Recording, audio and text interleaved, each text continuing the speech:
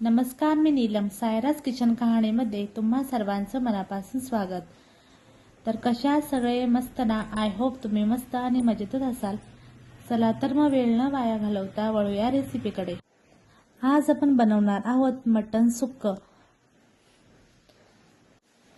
चला तर मग वळूया रेसिपीकडे. गॅसवर कढई ठेवलेली आहे.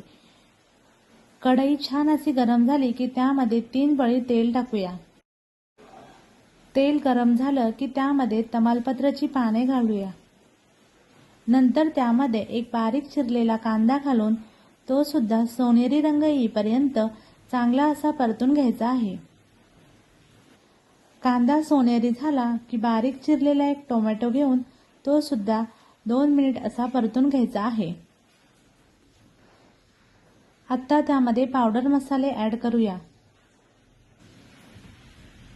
अर्धा चमच हळद, 1 चमच धने पावडर, घरचं लाल तिखट 1.5 चमच. मसाले टाकून ते 2 मिनिट परत परतून घेऊया. आता त्यामध्ये कांदा खोबऱ्याचं वाटण घालून ते सुद्धा तेल सुटेपर्यंत परतून घेऊया. वाटण तेल सुटेपर्यंत छान असं परतलेलं आहे. इथं मी 500 ग्रॅम मटण घेतलेलं आहे. मटण टाकून ते सुद्धा छान असं फ्राय करून घेऊया.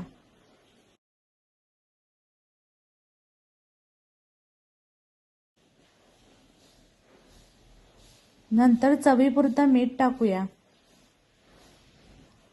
पुन्हा एकदा मटण मिक्स करून घेतलेलं आहे. मटण परतून झालं की बघा तर कसं तेल छान सुटलेलं आहे.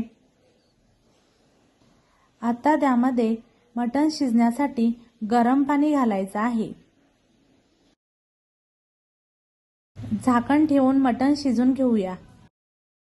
10 मिनिटांनंतर त्यामध्ये मटण मसाला व गरम मसाला तुमच्या आवडीनुसार टाकून पुन्हा एकदा मिक्स करायचा आहे.